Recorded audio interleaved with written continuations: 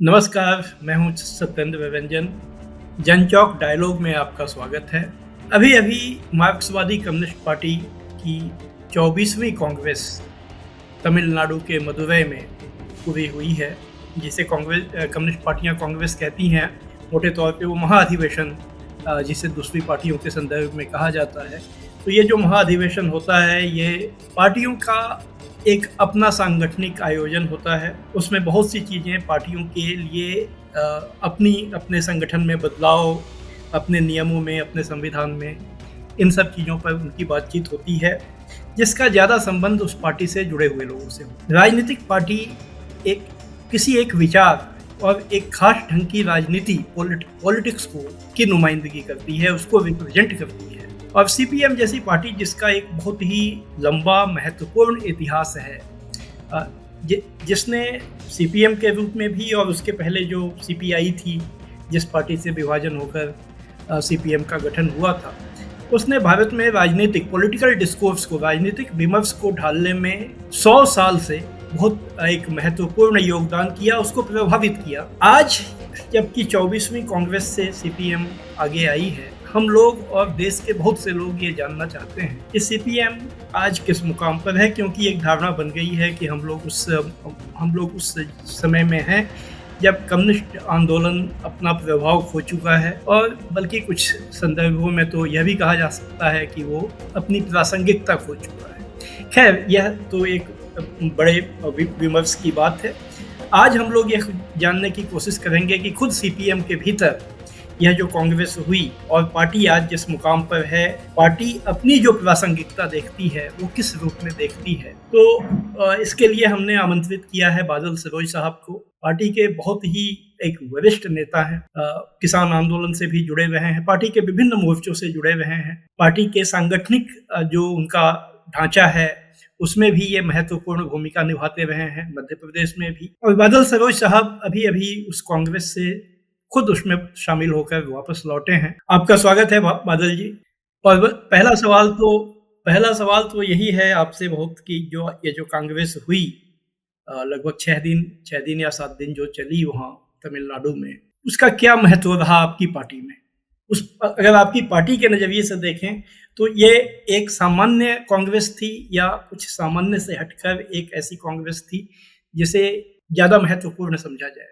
देखिए, पहली बात तो ये कि जो आपने शुरुआत में टिप्पणी की है, उसी से मैं अपनी बात को शुरू करना चाहता हूँ। कम्युनिस्ट पार्टी के लिए, आमतौर से वामपंथी आंदोलन के लिए और खास तौर से सीपीआईएम के लिए ये समय काफी चुनौती का समय। हम लोग किसी भी बात को छुपाकर अपने आप को आश्वस्त करने की कोशिश नहीं करते। हमारी पार्टी इस वक्त एक कठिन समय में है, जहाँ पर हमारे मजबूत इलाकों में भी हमको चुनौती मिल रही है। पश्चिम बंगाल और त्रिपुरा जैसे जो हमारे बहुत बड़े केंद्र है, ओवर द ईयर्स विकसित हुए हैं, वहाँ पर भी हमारी जो चुनावी क्षमता है वो काफी ज्यादा प्रभावित हुई है। निर्णायक रूप से कहा जा सकता है कि वो क्षीण हुई है। उसी तरीके से बाकी देश के इलाकों में भी जिस गति से हमारी प्रगति होनी चाहिए थी, वो नहीं हो पा रही है। तो ये एक तरीके से हमारे लिए, हमारी पार्टी के इतिहास में ये काफी गंभीर चुनौतियों से घिरे हुए सवालों से जूझने वाली पार्टी कांग्रेस थी और इसने वो भूमिका निभाई है।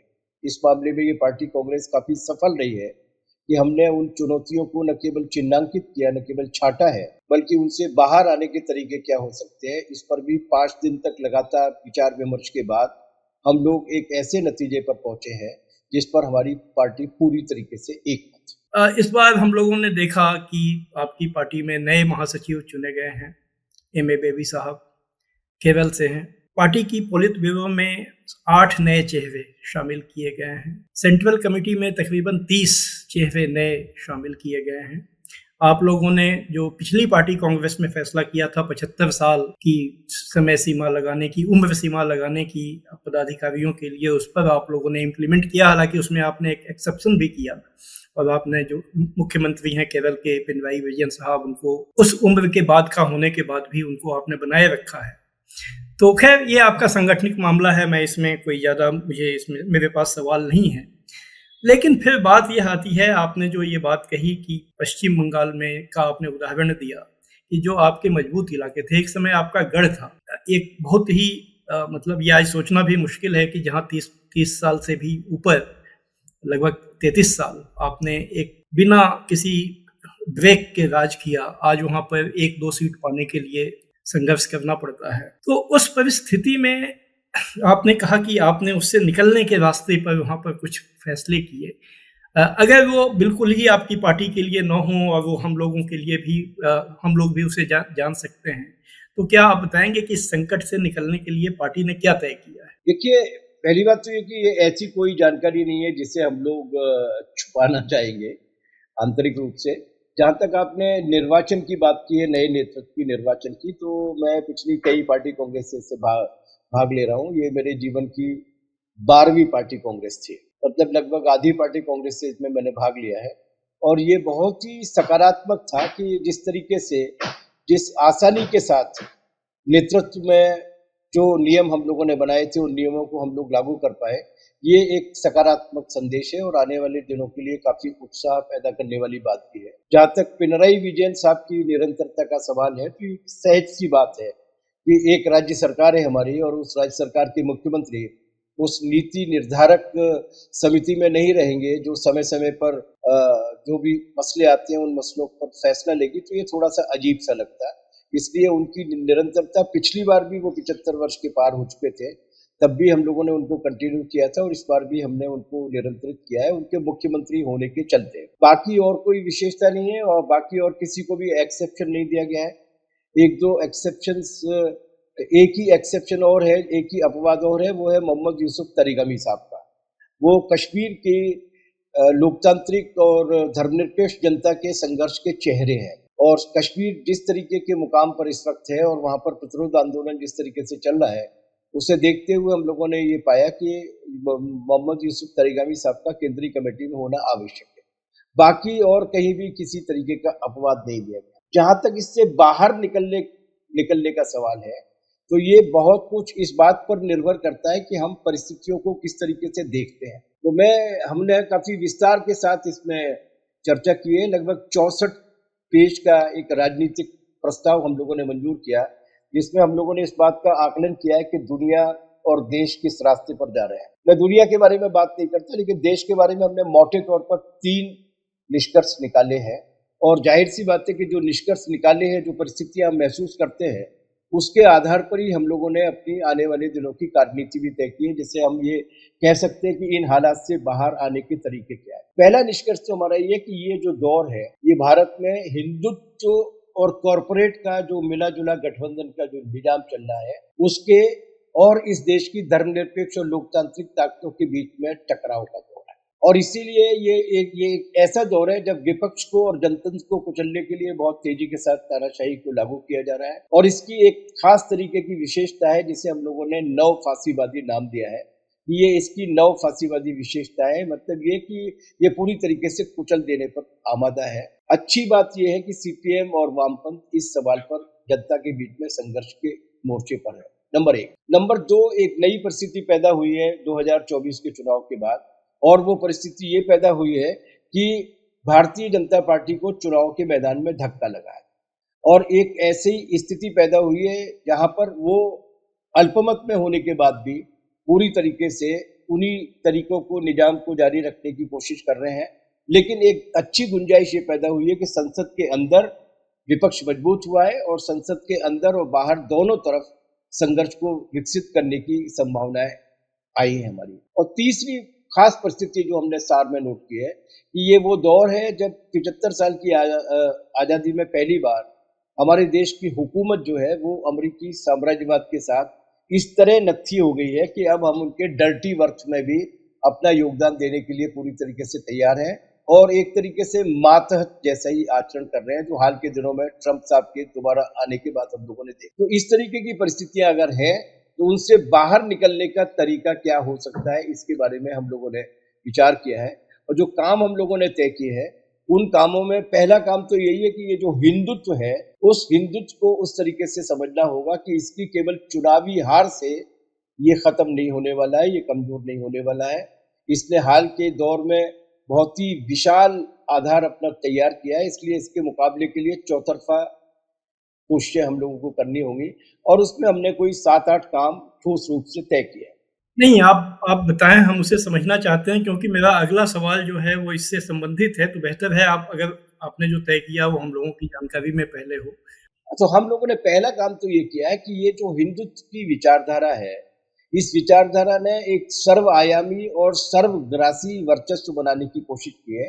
इसलिए इसका मुकाबला करने के लिए हमें अपने सारे बौद्धिक संसाधनों को झोंकना होगा और मल्टीमीडिया मुकाबला करना होगा। इसके लिए एक आवश्यकता है कि हम इनका वैचारिक स्तर पर उस तरीके से मुकाबला करें, नंबर 1। नंबर 2, हम लोगों ने ये पाया है कि हिंदुत्व जो है, वो उसकी एक खास तरीके का गठबंधन है कॉर्पोरेट के साथ, गाढ़ा गठबंधन है।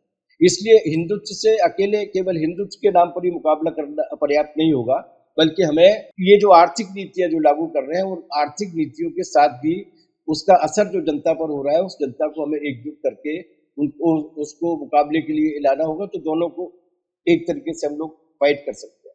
लेकिन एक खास बात हम लोगों ने नोट की और वो ये कि इन्होंने बस्तियों को, टाउनशिप्स को, कॉलोनीज को, बसाहटों को खास तौर से अपनी गतिविधियों का केंद्र बनाया है और उसी तरीके से इन्होंने जो धार्मिक केंद्र है, उनको भी अपना निशाना बनाया है। तो इस पार्टी कांग्रेस में जो नई बात ये है, वो बात हम लोगों ने ये कही है कि हमारा जो पार्टी के जो संगठन ढांचे हैं और जो हमारी ट्रेड यूनियंस हैं, उन्हें अब रिहायशी इलाकों के हिसाब से भी अपने काम को पुनर्संगठित करना होगा और रिहायशी इलाकों में सांस्कृतिक हस्तक्षेप करते हुए ये जो सांप्रदायिकता का फैलाव हो रहा है, उस सांप्रदायिकता के फैलाव को नियंत्रित करने और बांधने की कोशिश करनी पड़ेगी। तो एक तो रिहायशी इलाकों पर जोर देने की बात है। दूसरा, एक और नई बात हम लोगों ने, मतलब है तो पुरानी बात, लेकिन उसको नए तरीके से हम लोगों ने सोचा है और वो ये है कि हम आस्थावान लोगों में और सांप्रदायिकता के विष से प्रभावित लोगों में फर्क करें। जो धर्म के प्रति आस्थावान लोग हैं, उन्हें सांप्रदायिकता के एजेंडे में इस्तेमाल करने की कोशिश की जा रही है।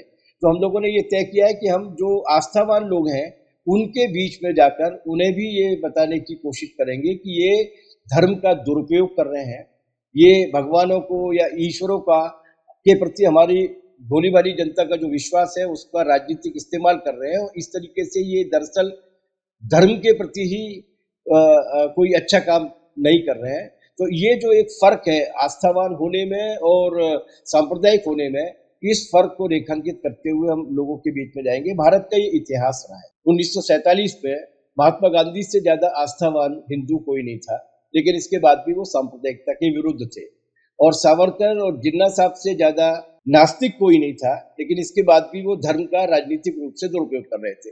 तो ये एक ऐतिहासिक सत्य भी है, तो हम उसको लेकर भी लोगों के बीच में जाएँगे, ये भी हम लोगों ने तय किया। दूसरा ये कि इतिहास को दोबारा से लिखने की जो कोशिश की जा रही है और उसके नाम पर जो भोंडा झूठ जिस तरीके से फैलाया जा रहा है, उसको भी इफ़ेक्टिवली कारगर तरीके से काउंटर करने की आवश्यकता है और इसी में शिक्षा के क्षेत्र में भारतीय जनता पार्टी जिस तरीके से एक दूषित एजेंडे को लाने की कोशिश कर रही है, उसमें भी हम लोगों को कोशिश करनी होगी और उस पर भी हम लोगों को योजनाबद्ध तरीके से उसका मुकाबला करना होगा। और आखिरी बात कि ये जो मनुवाद है, ये जो दकियानुसी विचारधारा है, इन सब का काउंटर तभी किया जा सकता है जब हम एक साइंटिफिक टेम्परामेंट, वैज्ञानिक चेतना लोगों के बीच में विकसित करने की कोशिश करें। तो हमारी पार्टी कांग्रेस का मानना है कि इसका मुकाबला सांस्कृतिक गतिविधियों को तेज करने के आधार पर ही किया जा सकता है। तो इस तरीके से कुछ काम हम लोगों ने तय किए हैं, जो काम व्यापक तौर से आने वाले दिनों में हमारे पार्टी की गतिविधियों को दिशा देने वाले हैं। अब सर, मैं थोड़ा-सा बादल जी, मैं थोड़ा एक सवाल जो रखूँगा, हो सकता है वो थोड़ा कठिन हो, लेकिन मैं अभी रखूँगा, क्योंकि ये सवाल मेरे दिमाग में तभी आया जब एम.ए. बेबी साहब चुन लिए गए। उसके बाद मैंने उनका एक वीडियो सुना, एक वीडियो पर जो उन्होंने संदेश दिया, आपकी पार्टी के हैंडल से ही जारी किया गया था। तो उसमें उन्होंने 3 बातें कही कि जो चैलेंजेज़ हैं, उसमें और उस पर जो कार्यनीति है, यानी टैक्टिक्स है।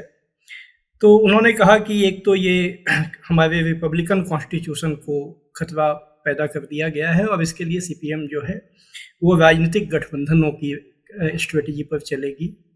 दूसरा, उन्होंने सामाजिक गठबंधन बनाने की बात की, सामाजिक जो संगठन है, जो जन संगठन है उनके साथ। और तीसरी बात उन्होंने कही कि टॉयलिंग मासेस, जो मेहनतकश आवाम है, मेहनतकश आवाम के संघर्षों को संगठित करेंगे।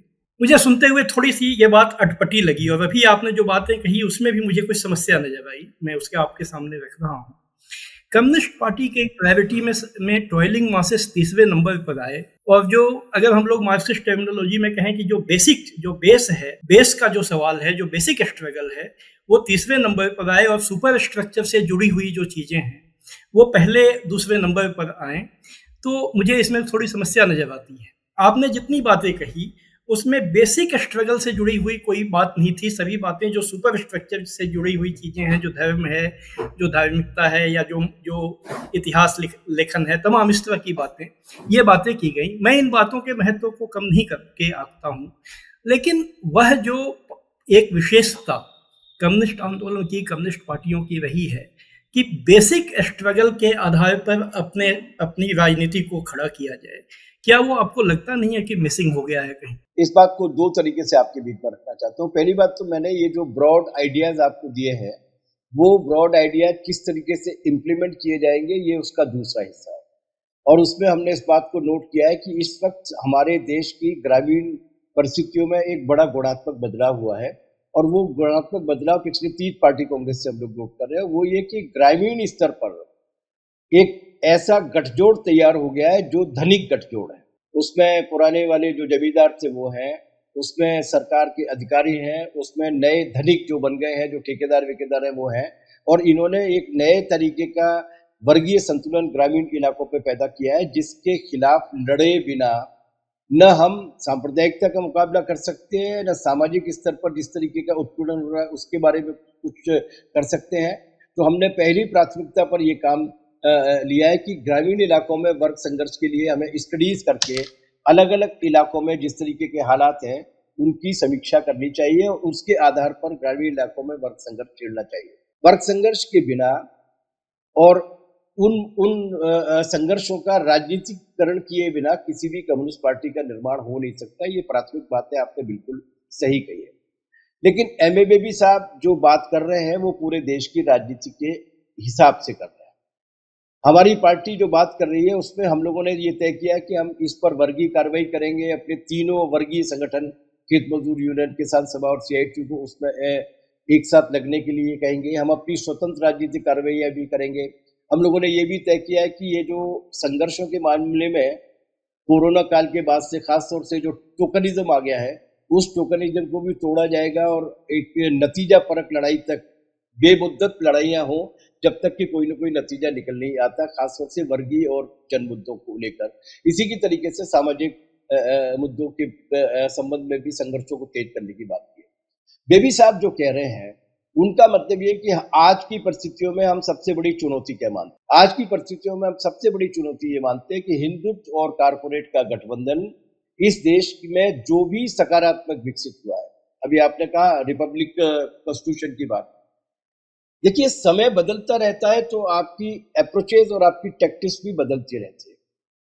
ये वही कम्युनिस्ट पार्टी है जिसके बड़े नेता कॉमरेड ईएमएस नंबूदिरीपाद पर मुकदमा चला था, और जस्टिस एमसी छागला ने उनको ₹1 का जुर्माना किया था, क्योंकि उन्होंने ये कहा था कि ये जो न्यायालय है वो पूंजीवादी सामंती वर्गों की सेवा करने के लिए है।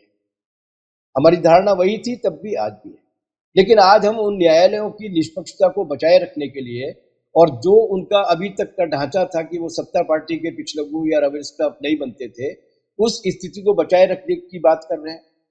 एक जमाना था जब कॉमरेड बीटी रणदिवे, जो हमारी पार्टी के बहुत बड़े नेता हुआ करते थे, वो लंदन में गए थे, और किसी सेमिनार में बोलते हुए उन्होंने कहा था, ये सन 60 के आसपास की बात है, कि ये जो संविधान है ये पूंजीवादी सामंती शोषकों का संविधान है, इसके अक्षर अक्षर बदल दिए जाने चाहिए। वो बात उन्होंने तब भी सही कही थी, लेकिन आज जो हम इस संविधान को बचाने की बात कर रहे हैं, वो आज भी हम आज की परिस्थितियों के हिसाब से सही कर रहे हैं।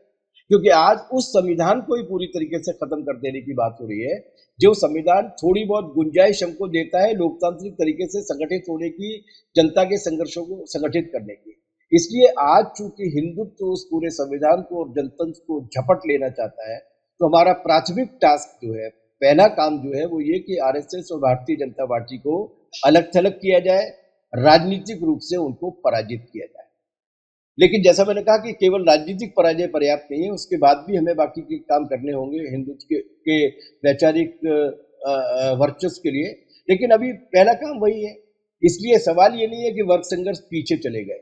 सवाल ये है कि वर्ग संघर्ष जारी रख सकें, इसके लिए एक राजनीतिक टास्क आगे आ गया है, जिसके बारे में हम ये मानते हैं कि उससे जुड़ा हुआ ही काम ये है कि हमें अपने आर्थिक नीतियों पे ये हिंदुत्व को कॉर्पोरेट की आर्थिक नीतियों के साथ जोड़ के देखना होगा और उन संघर्षों को भी तीव्र करना होगा। इसलिए किसी को अंडरमाइन करने वाली बात नहीं है, लेकिन मुख्य खतरे को मुख्य खतरे के रूप में पहचानने की बात है। अब आपने देखिए, अभी जब से हम लोग बातचीत कर रहे हैं, कई बार आपने हिंदुत्व और कॉर्पोरेट को एक समान रूप से जोड़कर आपने रखा है, और जो मेरी समझ में आप लोगों ने ठीक ही रखा है। लेकिन जब आप इन दोनों चीज़ों को लेकर पॉलिटिकल अलायंसेस की बात करते हैं, तो मुझे नहीं लगता है कि जो जिन पार्टियों के साथ जो पार्टियां हैं, जैसे इंडिया अलायंस की पार्टियां हैं, हम उनकी बात सीधे बात करें, उसमें हिंदुत्व पर तो बहुत सी पार्टियां आपसे सहमत नजर आएंगी, लेकिन कॉर्पोरेट एजेंडे पर कुछ एक दो जो वही आपकी वाम धारा की पार्टियां हैं, उसके अलावा कोई उस पर आपसे सहमत नजर आएगा, मुझे इस पर संदेह है। और आपने एक तीसरी बात कही, अमेरिकी साम्राज्यवाद के आगे जो समर्पण है, इस सवाल पर भी आपके साथ कोई और पार्टी खड़ी होती हुई दिखेगी, ये इसकी संभावना मुझे दिखती नहीं है, क्योंकि उनका जो स्टैंड है, उनकी जो बातें हैं, हम लोगों ने अभी संसद में भी चर्चा के दरमियान देखा, तो उसमें उन जो इंडिया अलायंस की वो जो पार्टियां हैं, उनमें कोई इस बात को लेकर यह जो समझ है, या अगर समझ भी हो तो साहस और हिम्मत की बात है कि वो कॉर्पोरेट को और अमेरिकी साम्राज्यवाद की बात खुलकर करें और उसको आज भारतीय जनता के लिए एक प्रमुख खतरे के रूप में चिन्हित करें, उसी के समान जो कि जैसा कि वो हिंदुत्व को करते हैं। यह राजनीतिक स्थिति नहीं है, तो आपके ये अलायंसेस बनेंगे कैसे? पहली बात तो ये कि हमने अलायंसेस की बात नहीं की है। हम इंडिया ब्लॉक को एक तरीके के ऐसे समन्वय के रूप में देखते हैं जो दो काम मुख्य रूप से कर रहा है। नंबर एक, भारत के धर्मनिरपेक्ष और लोकतांत्रिक ढांचे को बचाए रखने का काम, और उसके लिए हिंदुत्व को रोकने और भारतीय जनता पार्टी का मुकाबला करने के लिए जो भी गैर भाजपाई है, उन सबके वोटों के विभाजन को रोकने का काम। तो इंडिया ब्लॉक के बारे में हमारी समझदारी पूरी तरीके से स्पष्ट है। हम इसे किसी वामपंथी या जनवादी या उस तरीके के प्रगतिशील प्लेटफॉर्म के रूप में नहीं देखते। हम इसे तात्कालिक रूप से भारतीय जनता पार्टी और हिंदुत्व को और कुछ हद तक उनके द्वारा लागू की जा रही कॉर्पोरेट नीतियों को रोक पाने के एक मिशन के रूप में देखते हैं। लेकिन ये बात आपने बिल्कुल सही कही। हमारी इस पार्टी कांग्रेस में भी हम लोगों ने इस बात को रेखांकित किया है कि कांग्रेस आज भी अपने आप को नवउदारवादी नीतियों से अलग करने के लिए तैयार नहीं है। वो गोदी कॉर्पोरेट के बारे में बात करती है, उसके बड़े नेता भी करते हैं, लेकिन वो गोदी कॉर्पोरेट कैसे पैदा हुआ है, ये समझने के लिए उसका जो मुख्य कारण है, उन नवउदारवादी नीतियों का विरोध नहीं करती है। तो ये एक ड्युअलिटी है जिस पर उसके साथ किसी भी तरीके का गठबंधन या सहकार नहीं हो सकता। इसीलिए कोई गठबंधन नहीं बन सकता। एक चुनाव के आधार पर एक कार्यनीतिक नीति तय की जा सकती है कि भारतीय जनता पार्टी विरोधी वोटों को रोका जाए। तो एक स्थिति है इस देश में। आपने बिल्कुल ठीक कहा कि तमाम सारी राजनीतिक पार्टियां हैं जिन्हें हम अलग अलग रूपों में देखते हैं, लेकिन वो भी इन सारे मसलों पर हमारे साथ होंगी, ये कोई आवश्यकता नहीं है। इसीलिए तो हम सीपीएम है। लेकिन हम ये मानते हैं कि ये इन सवालों पर वामपंथी पार्टियों के बीच में एक सहकार हो सकता है और वो काफी हद तक देश के एजेंडे को प्रभावित करने की कोशिश कर सकती है। मैं एक उदाहरण आपको दे रहा हूँ कि ये जो किसान आंदोलन हुआ, उस किसान आंदोलन ने एक बड़ा काम किया इस देश में, और वो बड़ा काम ये किया कि किसानों के मामले में कृषि मोर्चे पर कांग्रेस की जो परंपरागत नीति थी, जो नवोदारवाद में विश्वास करती थी, उनको भी इस किसान आंदोलन के की रोशनी में उस पर पुनर्विचार करना पड़ा, उसे रिविजिट करना पड़ा, और एलानिया उन्हें उन तीनों कृषि कानूनों के विरोध में अपनी बात कहनी पड़ी, जिन 3 कृषि कानूनों को लागू करने की बात वो अपने मैनिफेस्टो में बोल चुके थे। इसलिए जन संघर्षों का दबाव, खासतौर से वामपंथ की अगुवाई में चलने वाले जन संघर्षों का दबाव, एक इस तरीके के हालात पैदा कर सकता है कि जब बड़ी राजनीतिक पार्टियों को भी अपनी इकोनॉमिक पॉलिसीज को विजिट करना पड़ सकता है। लेकिन अभी भी आपकी बात पूरी तरीके से सही है कि इस देश की ज्यादातर राजनीतिक पार्टियां वामपंथ को छोड़कर नवोदारवादी रास्ते को छोड़ने के लिए तैयार नहीं है। ये एक स्थिति है, इसीलिए हम लोगों ने उसको गठबंधन का नाम नहीं दिया है। हमने उसको एक 2 मुद्दों पर सीमित राजनीतिक सहकार का या एक तरीके का कार्यनीतिक समझदारी का नाम दिया है। दूसरी बात, हम इनको डिमार्केट करते हैं कुछ हद तक। जैसे हम लोगों ने ये पाया कि 3 तरीके की क्षेत्रीय पार्टियां हैं हमारे देश में, उनके साथ अलग-अलग तरीके का एटीट्यूड हम लोगों को करना पड़ेगा। एक ऐसी पार्टियां हैं, जिन पार्टियों ने कभी भी भारतीय जनता पार्टी के साथ गठबंधन नहीं किया, कोई सहमति नहीं बनाई। डीएमके है, समाजवादी पार्टी है। नहीं सर, नहीं है। ये सब ये फैक्ट नहीं है सर, ये फैक्ट नहीं है। डीएमके अटल बिहारी वाजपेयी सरकार में शामिल थी। उसके नेता उसमें मंत्री थे। और जैसे ही जयललिता ने जैसे ही समर्थन वापस लिया था, डीएमके तुरंत उनके साथ जा खड़ा हुआ था। ठीक है, लेकिन मोटे तौर पर ये पार्टियां हैं वो अटल बिहारी वाजपेयी के कार्यकाल के बाद से डीएमके उसके बाद कभी नहीं गई। और जिस तरीके के हालात अब पैदा हो गए हैं भाषा को लेकर या संघवाद को लेकर, उसको देखकर लगता नहीं है कि वो जाएंगी, क्योंकि वो अब स्टालिन के नेतृत्व में वैचारिक रूप से भी भारतीय जनता पार्टी से अपने आप को अलग कर रही है। उसी तरीके से समाजवादी पार्टी है, राष्ट्रीय जनता दल है, एनसीपी भी एक हद तक है, हालांकि उनकी बैकडोर क्या बातचीत चलती है, लेकिन मोटे तौर पर वो भी अभी बीजेपी के साथ अलायंस में तो नहीं गए। और इसी तरीके की एक पार्टी है झारखंड मुक्ति मोर्चा, तो ये एक अलग कैटेगरी की पार्टी मानते हैं हम।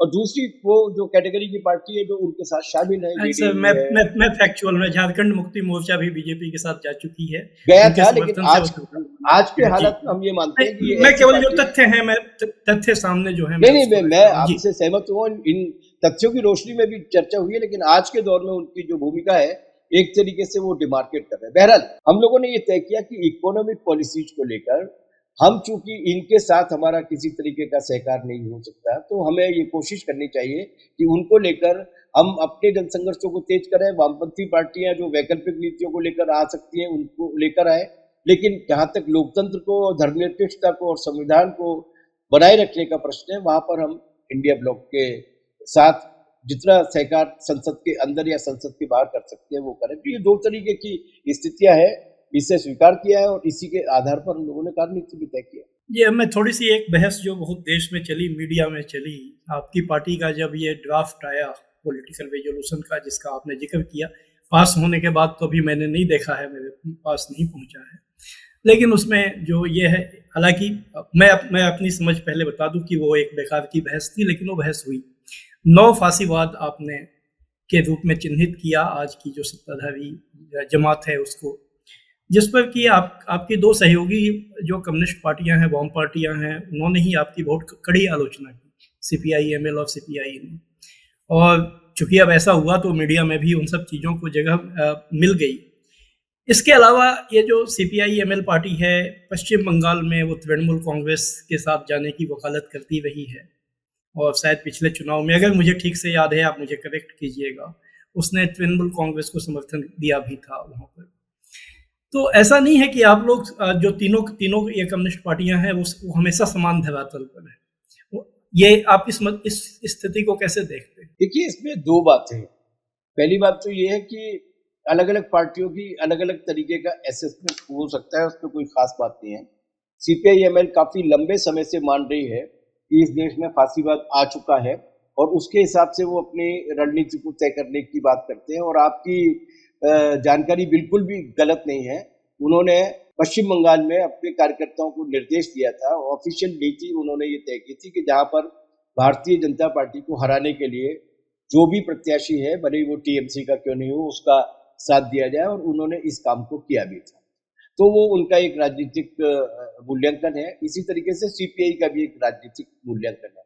लेकिन हम लोग इस मामले में थोड़ा सा अलग इसलिए दिखते हैं कि हमारा मानना है कि ये जो पॉलिटिकल कैरेक्टराइजेशन का काम है, ये केवल आम सभा में दिए जाने वाली तालियां बटोरने वाले भाषणों के हिसाब से, उन शब्दों के हिसाब से नहीं किया जा सकता। उनकी अपनी क्लासिकल टर्म होती है और उस टर्म के पीछे जुड़े हुए कुछ ऐसे कारण होते हैं, कारक होते हैं, जिन कारकों का हम लोग इस्तेमाल, जिन कारकों के आधार पर हम लोग तय करते हैं। और कम्युनिस्ट आंदोलन के इतिहास में इसका पूरा एक रिकॉर्ड रहा है। मैं 3 उदाहरण आपको दे रहा हूँ। पहला तो ये कि ऐसा एक गलत वर्गीकरण हम लोगों ने किया था 1947 में, जब हमने कहा था देश की जनता भूखी है, ये आजादी झूठी है। ये आजादी झूठी नहीं थी। ये आजादी साम्राज्यवादी शोषण और वर्ग सत्ता के मुकाबले भारत के पूंजीपति और सामंतों की, बड़े पूंजीपतियों के नेतृत्व में सरकार थी। एक तरीके की राजनीतिक आजादी थी। तो उसका मूल्यांकन उस तरीके से करना चाहिए था, लेकिन एक वो गलती हुई। उसी तरीके का एक मूल्यांकन 1967 में हुआ, जब हमारे कुछ साथियों ने कहा कि इस देश में जो राज करने वाले लोग हैं वो भारत के पूंजीपति या सामंत नहीं है, बल्कि वो दलाल हैं, और ये राज जो है वो अमेरिका और ब्रिटेन और ये जो साम्राज्यवाद की ताकत है वो चला रही है। अब वही मित्र लोग ये कह रहे हैं कि वो जो राज दलालों का था, वो इतना ताकतवर हो गया कि अचानक वो फासिस्ट बन गया। ये तथ्यपूर्ण नहीं है, न वो लाइन जो उन्होंने कही थी वो सही थी, न आज फांसीवाद पूरी तरीके से आ गया है, न ये बात सही है। एक और तीसरा विचलन हम लोगों ने देखा था भारतीय कम्युनिस्ट पार्टी के साथियों का, और उन्होंने 1974 और 75 के दौरान जो जन आंदोलन विफर कर आए थे, बेतफ्रीज की नीति लागू की जा रही थी, छात्रों के भविष्य पर आशंका थी, भ्रष्टाचार था, बड़ा बड़ा एक सामाजिक और जन असंतोष फैला हुआ था, जो एक विस्फोट के रूप में विकसित हुआ। और इस धारा ने, जो आज फांसीवाद की बात कर रहे हैं, इस धारा ने ये नारा दिया था कि ये जो जन आंदोलन है वो फासिस्ट ताकतों का आंदोलन है। वो लाइन भी पूरी तरीके से गलत थी। हमने उस वक्त भी कहा था कि जो चीजें हैं उनको उसी तरीके से कैरेक्टराइज किया जाना चाहिए, और ये काम हम लोगों ने अंतर्राष्ट्रीय पैमाने पर भी किया। स्टालिन की मौत के बाद पूरी दुनिया के कम्युनिस्ट आंदोलन में जो बहस चली, हमने खुश्चव की भी आलोचना की थी, और उसके बाद माओ त्से के नेतृत्व में जिस तरीके के प्रयोग वहां पर हुए और जो जोखिमें वहां की जनता और कम्युनिस्ट पार्टी को उठानी पड़ी, या अंतर्राष्ट्रीय संबंधों में उन दोनों के बीच में जो टकराव हुआ, या वियतनाम के साथ जो किया गया, इन सब की हम लोगों ने सार्वजनिक रूप से आलोचना की थी, क्योंकि हम ये मानते हैं कि मार्क्सिज्म एक ऐसा टूल है जिसे ठोस परिस्थितियों के आधार पर लागू किया जाना चाहिए। तो हम ये नहीं जानते और हम ये नहीं महसूस करते कि आज की परिस्थिति में भारत में फांसीवाद आ गया है। हम तो उससे उल्टी बात करते हैं। हमारा ये मानना है कि फांसीवाद दुनिया में कहीं नहीं आएगा। फांसीवाद आया था इटली में, लेकिन जर्मनी में जो आया था वो फांसीवाद नहीं था, वो नाजीवाद था। तो अलग अलग देश की अलग अलग परिस्थितियों के हिसाब से ये चीजें डेवलप होती हैं और उनके अपने अपने रूप होते हैं। हमारा मानना है कि भारत में जो फांसीवाद होगा, मतलब वो सर्वसत्तावाद जो होगा, वो हिंदुत्व के नाम पर आएगा, और वो हिंदुत्व के नाम पर अगर आता है तो उसके प्रतिरोध के लिए जो व्यापक मोर्चे बनाने वाली बात होती है, उसके आयाम बदल जाते हैं। हिटलर जर्मनी के आर्यों के खिलाफ नहीं था, लेकिन हिंदुत्व का जो फासिज्म है, अगर अपन उसको लोकप्रिय भाषा में इस्तेमाल कर लें, हिटलर का जो हमारे यहाँ का जो सर्वसत्तावाद है, वो सर्वसत्तावाद आरएसएस का जो है वो हिंदुत्व के नाम पर आता है। तो इस देश की 90% आबादी को, जिसमें देश की सभी महिलाएं शामिल हैं, उनको एक नए तरीके की गुलामी में ले जाने की बात करता है, जो किसी जमाने में मनु ने वर्णित की थी। एक नए तरीके का सर्वसत्तावाद है। और तीसरी और आखिरी बात जो मैं कहना चाहता हूँ इस बारे में, कि हम जो मार्क्सिज्म के हिसाब से शास्त्रीय भाषा में जब बात करते हैं, तो हम ये कहते हैं कि फासिज्म उस देश की बड़ी पूंजी का, तब कॉरपोरेट नहीं थी, बड़ी पूंजी का एक ऐसा बर्बर, मरखना और हिंसक रूप है जो सारे लोकतांत्रिक अधिकारों को कुचलते हुए शोषण को तीव्रतर करना चाहता है। आज पूरी दुनिया में कहीं भी राष्ट्रीय वित्तीय पूंजी नाम की चीज बची नहीं है। अब वित्तीय पूंजी ने अंतरराष्ट्रीय रूप हासिल कर लिया है। तो इसीलिए जो नव फांसीवाद शब्द का इस्तेमाल हम लोगों ने किया है, वो इस संदर्भ में किया है कि जो औद्योगिक और वित्तीय पूंजी जो राष्ट्रीय हुआ करती थी, आप वो अंतरराष्ट्रीय हो गई है। और इसीलिए जो जिस तरीके का फासिज्म आएगा, जिस तरीके का सर्वसत्तावाद आएगा, वो नए तरीके का होगा, वो पुरानी तरीके का नहीं होगा। और हम ट्रंप के रूप में उसको देख रहे हैं। ट्रंप जिस तरीके से आज पहल कर रहे हैं, या जिस तरीके से पूरी दुनिया भर को प्रभावित करने की कोशिश कर रहे हैं, और भारत जिस तरीके से उनके सामने समर्पण कर रहा है, चाहे वो अडानी और अंबानी ने स्टारलिंक के साथ समझौता किया हुआ, ये एक नए तरीके की परिस्थितियां है, ये फासिज्म के जमाने की नहीं है। तो हम जब नव फांसीवाद का इस्तेमाल करते हैं, तो हम वित्तीय पूंजी के अंतरराष्ट्रीय रूप ग्रहण करने के बाद उसकी नई मारकता को ध्यान में रखते हुए करते हैं।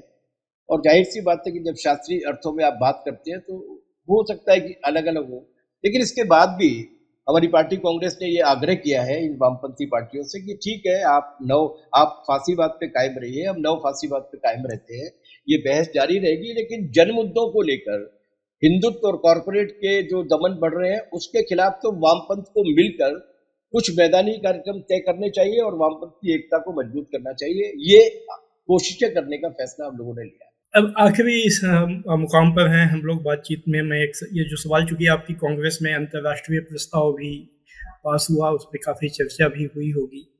और एक जो आज इशू है दुनिया में, जो दुनिया में किसी भी देश में जो कम्युनिस्ट समूह हैं उनको बांट देती है, अलग अलग उस पर एक राय हो जाती है, वो है चीन। चीन को लेकर क्या समझ है? तो ये एक समझ वो एक बहुत एक्सट्रीम होती है कि चीन में और अमेरिका में कोई फर्क नहीं है, दोनों साम्राज्यवादी हैं। लेकिन ऐसे भी बहुत से लोग हैं जो चीन की सोशलिज्म को एक गंभीर प्रयोग के रूप में देखते हैं, और जो चीन में से जो विमर्श आते हैं उसको फॉलो करके और उसमें जो बातें कही जाती हैं उस पर काफ़ी हद तक यकीन करते हैं। आपकी पार्टी की इस बारे में क्या समझ है? देखिए, पहली बात तो ये कि चीन जिस तरीके की नीतियां लागू कर रहा है उनको फॉलो करके बाकी के देशों में उनका अनुसरण किया जाए, हम इस बात के तो अपनी पार्टी के स्थापना के समय से ही खिलाफ है। हमारा ये मानना है कि किसी देश में समाजवाद की स्थापना और उसको लाए जाने की प्रक्रिया कैसे होगी, वो उस देश की ठोस परिस्थितियों पर निर्भर करता है। न सीपीएसयू को डिक्टेट करना चाहिए, न सीपीसी को डिक्टेट करना चाहिए। हर देश को अपने देश की ठोस परिस्थितियों के आधार पर बदलाव की नीतियों को बनाना चाहिए, नंबर एक। इसलिए चीन के अनुसरण करने की कोई आवश्यकता नहीं है। जहां तक हमारी पार्टी का सवाल है, हम ये मानते हैं कि इस वक्त दुनिया में जो समाजवादी देश है उनमें से चीन एक प्रमुख देश है। वियतनाम जो दुनिया में बहुत तेजी के साथ अपनी प्रगति कर रहा है वो एक और देश है। हम क्यूबा को भी समाजवादी देश मानते हैं। हम तमाम सारे विचलनों के बावजूद भी जनवादी कोरिया को एक समाजवादी देश मानते हैं। हम लाओस एक छोटा सा देश है लेकिन उसको भी हम एक समाजवादी देश मानते हैं, और एक अंतर्राष्ट्रीयतावादी कम्युनिस्ट के नाते ये जिम्मेदारी महसूस करते हैं कि उनके समाजवाद को डिफेंड करें। एक बात, जहां तक चीन किस तरीके की नीतियां लागू कर रहा है और वो नीतियां किस रास्ते पर जा रही है, वो मार्क्सवाद के हिसाब से वैध है, अवैध है, ये सारा डिस्कशन जारी रहे, कोई दिक्कत नहीं है। लेकिन मुझे लगता है कि चीन की कम्युनिस्ट पार्टी को इस बात की इजाजत दी जानी चाहिए कि वो अपने देश की ठोस परिस्थितियों और अंतर्राष्ट्रीय परिस्थितियों का मूल्यांकन करते हुए इस नतीजे पर पहुंचे कि उसे किस तरीके की नीतियां लागू करनी है। चीन पूंजीवाद के रास्ते पर नहीं है। चीन की कम्युनिस्ट पार्टी ने खुद अपना जो ब्लूप्रिंट तैयार किया है और जो अपना डॉक्यूमेंट अपना जारी किया है उसमें उसने इस बात को कहा है कि हमें समाजवाद की विकास की मंजिल तक पहुंचने के लिए, समाजवाद की ओर छलांग लगाने के लिए उसके पहले इस देश में इस तरीके का विकास करना होगा जिसके लिए आवश्यक टेक्नोलॉजी और आवश्यक कैपिटल अगर हमारे पास नहीं है तो हमें दुनिया के साथ अपनी शर्तों के साथ सहकार करना होगा। कुछ लोगों को लग सकता है ये नीति ठीक नहीं है। हमें लगता है कि चीन की समाजवादी सरकार को इस बात का अधिकार होना चाहिए कि वो अपने देश के हिसाब से अपने देश की परिस्थितियों के हिसाब से नीतियां तय करें। और इसी संदर्भ में मैं ये कहना चाहता हूँ कि हम अगर उनके ट्रेंड्स को देखते हैं, और अब चीन उस तरीके से आयरन कर्टेन वाला देश नहीं रहा। अब चीन के अंदर या चीन का खुद का अपना दुनिया भर के साथ जो संपर्क है वो बहुत बड़े तेजी के साथ बढ़ा भी है। इसलिए चीन उस तरीके की गोपनीय अर्थव्यवस्था नहीं है, और उसके जो ट्रेंड्स आ रहे हैं उन ट्रेंड्स के आधार पर हम लोग ये कह सकते हैं कि डेंग शाओपिंग के बाद से जब उन्होंने इस रास्ते पर चलने का फैसला लिया था तो शुरुआत के पहले दशक में जाहिर सी बात है कि जो इस तरीके के रास्ते पर चलने के नतीजे आते हैं, असमानता बढ़ी थी, एक बड़े हिस्से में गरीबी बढ़ी थी, और एक हिस्सा ऐसा भी था जहां पर बेकारी की, बेरोजगारी की समस्याएं भी बढ़ी थी। ये पहले एक दशक और डेढ़ दशक में हुआ भी था, लेकिन उसके बाद के 2.5-3 दशकों में हमारे पास या पूरी दुनिया भर के पास जो सूचना है उसके हिसाब से उन्होंने एक न्यूनतम बेहतर जीवन स्तर को हासिल कर लिया है। बेरोजगारी पर बहुत बड़ी ताकत के साथ उन्होंने काबू पा लिया है, और असमानता के फर्क को भी वो काफी हद तक पाट पाने में कामयाब हुए हैं। इस तरीके की जानकारियां और सूचनाएं तथ्यों के आधार पर अमेरिकन प्रेस में गई। तो हम चीन को समाजवादी देश मानते हैं, और हम ये मानते हैं कि उसका समाजवाद जो है वो एक काउंटर बैलेंस के रूप में अमेरिका के सामने खड़ा है, और इसीलिए अमेरिका की बेचैनी आज भी वही है। क्यूबा छोटा सा देश है, लेकिन क्यूबा पर अभी भी वो नाकेबंदी को सख्त करना चाहते हैं क्योंकि वो समाजवाद से डरते हैं। चीन एक विकसित होता हुआ देश है जो उसको चुनौती दे रहा है, इसलिए भी वो डरते हैं, और इसीलिए जैसे हम मार्क्सवादी भाषा में कहते हैं, हम आज भी मानते हैं कि दुनिया का जो सबसे बड़ा अंतर्विरोध है वो आज भी साम्राज्यवाद और समाजवाद के बीच में है, जिसमें ये 4-5 देश जो है वो दुर्ग के तरीके से काम करते हैं। We have to defend their politics and their achievement, मतलब उनकी प्रगतियों को, उनकी प्रगति को और उनके साम्राज्यवाद को देने वाली चुनौती का हमें स्वागत करना चाहिए, समर्थन करना चाहिए। आज हम लोग बातचीत के अपने आखिरी मुकाम पर हैं। क्या अगर मैं कोई सवाल मुझसे रह गया हो और कोई आप बात जोड़ना चाहते हो? मैं 2 बातें कहना चाहता था। एक बात तो ये कि कम्युनिस्ट पार्टी, खासतौर से सीपीएम की जब भी कोई पार्टी कार्रवाई होती है या संगठन होता है, तो आमतौर से जो आपकी मीडिया की बात नहीं कर रहा, आपका मीडिया तो एक अपवाद है। आपने कम से कम ये ज़रूरत समझी कि इस पार्टी कांग्रेस के बारे में बातचीत की जाए। लेकिन जो मेन स्ट्रीम मीडिया है, वो उसको इस तरीके से ट्विस्ट करने की कोशिश करता है, जैसे बिखराव है, जैसे अलग-अलग नीतियाँ हैं। मैं लंबे समय से पार्टी में हूँ, लगभग आधी सदी से ज़्यादा वक़्त से। हमारे यहाँ बहुत बहुत इंटरनल डिबेट होती है। हमारी पार्टी से ज़्यादा लोकतंत्र और किसी पार्टी में नहीं है। ये जो राजनीतिक प्रस्ताव हम लोगों ने 2 महीने पहले जारी किया था और उस पर देश भर से बहुत बड़ी संख्या में लोगों ने अपने सुझाव दिए, संशोधन दिए। पार्टी कांग्रेस में भी हम लोगों ने बहुत डिटेल में उस पर बहस की। तो पहली बात तो ये कि ये जो बुर्जुआ मीडिया एक छवि पेश करने की कोशिश करता है कि चुनाव हो गए और ये नीति और प्रकाश करात और सीताराम येचुरी, ऐसा कुछ भी नहीं है। पार्टी पूरी तरीके से इस राजनीतिक नीति पर और पिछले 3 वर्षों में हमने जो नीति लागू की थी, उसकी समीक्षा के मामले में पूरी तरीके से एकमत है और सांगठनिक रूप से भी पूरी तरीके से एकमत है। इतना स्मूथ ट्रांजिशन इतने बड़े नेताओं का, जो पार्टी के आइकन हुआ करते थे, जो पार्टी के लोगो हुआ करते थे, उन लोगों को, उन नेताओं का इतनी आसानी के साथ रिलीव हो जाना और नए नेतृत्व का और खासतौर से युवतर नेतृत्व का आना एक ऐसा सकारात्मक संदेश है जो आने वाले दिनों में पूरे वामपंथ को गैल्वेनाइज करने का काम करेगा। और इसीलिए जितने भी डेलीगेट्स थे या जितने भी पार्टी सदस्य हैं या जितने भी शुभचिंतक हैं इस देश में वामपंथ के, उन लोगों के बीच में एक आश्वस्ति महसूस हुई है कि आने वाले दिनों में एक बड़ा बदलाव हो सकता है। जी बादल जी, हम लोग भी यही चाहेंगे कि ऐसा हो देश में।